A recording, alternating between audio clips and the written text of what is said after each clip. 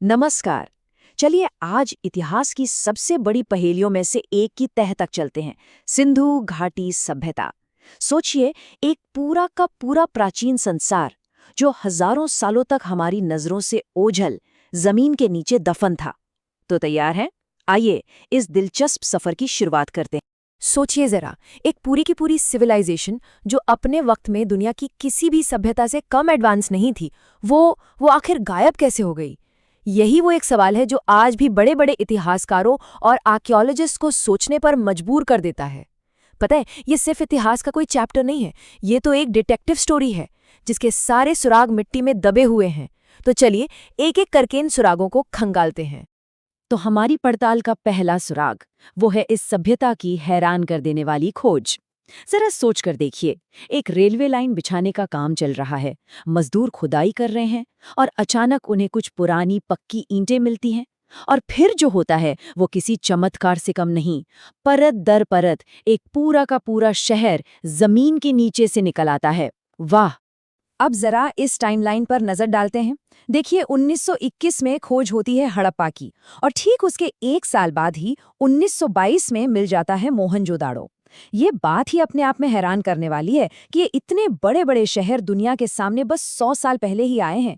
और जब ये सभ्यता अपने पूरे जोरों पर थी, मतलब 2600 ईसा पूर्व के आसपास, तब ये मिस्र और मेसोपोटामिया की महान सभ्यताओं की हमउम्र थी, उनके साथ साथ फल फूल रही थी। तो आखिर ये सिंधु घाटी सभ्यता थी क्या? देखिए, ये भारतीय उपमहाद्वीप की पहली शहरी मतलब अर्बन सिविलाइजेशन थी। ये कोई कुछ गांव का झुंड नहीं था, बल्कि सोच समझकर पूरी प्लानिंग के साथ बनाए गए शहरों का एक बहुत बड़ा नेटवर्क था। और अब हम आते हैं उनके सबसे बड़े कमाल पर, वो चीज जो उन्हें सबसे अलग बनाती है, उनके शहरों की बनावट, उनकी अर्बन प्लानिंग। सच कहूं, ये उनके जीनियस होने का सबसे पक्का सबूत है, जो आज भी हमें हैरान कर देता है। देखिए, उनके शहर किसी मॉडर्न सिटी के ब्लूप्रिंट जैसे थे।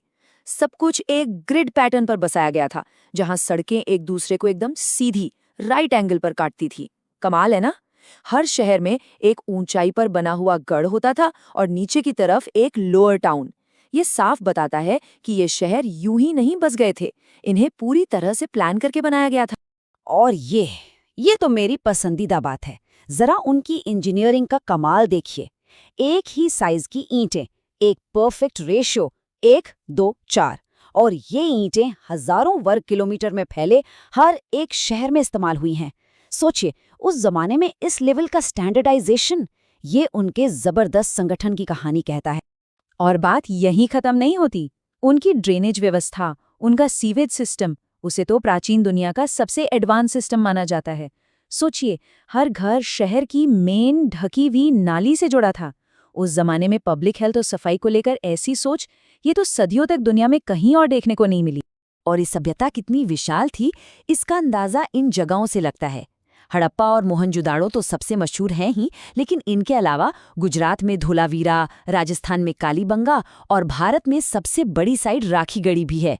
और हाँ, लोथल को मत भूलिए, जो एक पूरा का पूरा बंदरगाह शहर था। ये दिखाता है कि उनका नेटवर्क कितना बड़ा और कितना अलग अलग तरह का था। तो ठीक है, शहर बड़े शानदार थे, प्लानिंग जबरदस्त थी, पर अब सवाल ये उठता है कि इतना संगठित समाज आखिर चलता कैसे था? उनकी इकोनॉमी को पावर कहाँ से मिलती थी? देखिए, उनकी इकोनॉमी के 3 मेन पिलर थे। एक तो थी खेतीबाड़ी, ये लोग गेहूं जौ तो उगाते ही थे, पर सबसे बड़ी बात, इन्होंने ही दुनिया में सबसे पहले कॉटन यानी कपास की खेती शुरू की। दूसरा था व्यापार। इनका ट्रेड नेटवर्क छोटा मोटा नहीं था, मेसोपोटामिया तक फैला हुआ था। और तीसरी और सबसे मजेदार बात, इनके कोई सिक्के मिले ही नहीं हैं। लगता है सारा कामकाज बार्टर सिस्टम से होता था, मतलब चीजों का लेन देन। ये लोग सिर्फ किसान और व्यापारी ही नहीं थे, अरे ये तो कमाल के आर्टिजन मतलब कारीगर थे। मोहनजोदाड़ो से मिली वो डांसिंग गर्ल की मशहूर मूर्ति इनकी ब्रॉन्ज कास्टिंग का बेहतरीन नमूना है। इसके अलावा ये लोग खूबसूरत मनके बनाते थे, अपनी खास मोहरें तैयार करते थे, और हाँ, कॉटन उगाते थे तो सूती कपड़े भी तो बुनते ही होंगे। यहाँ से कहानी एक और रहस्यमयी मोड़ लेती है। इतना सब कुछ था, बेहतरीन शहर, जबरदस्त इकोनॉमी, लेकिन इनके समाज में कुछ ऐसा था जो उन्हें उस जमाने की बाकी सारी सभ्यताओं से बिल्कुल अलग खड़ा कर देता है। जरा इस तुलना पर गौर कीजिए। एक तरफ मिस्र और मेसोपोटामिया है, जहां भगवान जैसे राजाओं के लिए बड़े बड़े आलीशान महल और मकबरे बनाए गए, अपनी ताकत और रुतबे का खुला प्रदर्शन। और दूसरी तरफ है हमारी सिंधु घाटी, जहां ऐसा कुछ भी नहीं मिला। कोई महल नहीं, कोई शाही कब्रगाह नहीं, कोई बड़ा मंदिर नहीं। ये इस तरफ इशारा करता है कि शायद ये एक बराबरी वाला समाज था। पर फिर सवाल वही है, बिना किसी एक ताकतवर राजा के इतना अनुशासन और संगठन आखिर आया कहाँ से? अब इसका ये मतलब नहीं कि वो लोग धार्मिक नहीं थे, उनकी अपनी मान्यताएं थीं।